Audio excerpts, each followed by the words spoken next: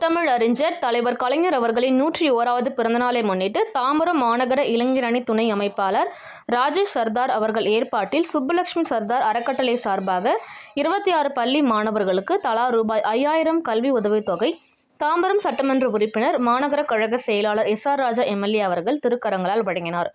உடன் மண்டல குழு தலைவர் பகுதி கழக செயலாளர் டி. காமராஜ் அவர்கள், Suresh M C., S G. Karunakaran, M. Vinod, Mangalapuram M. Babu, Chella Benjamin, Chitlapakkam Manoharan, Vijayakumar, Augustine, Nandakumar, Surya, Selvi, மோகன், பாலசுப்ரமணியன், வாசுதேவன், ராஜி, திவாகர் உள்ளிட்ட கழக நிர்வாகிகள் கலந்து கொண்டனர்.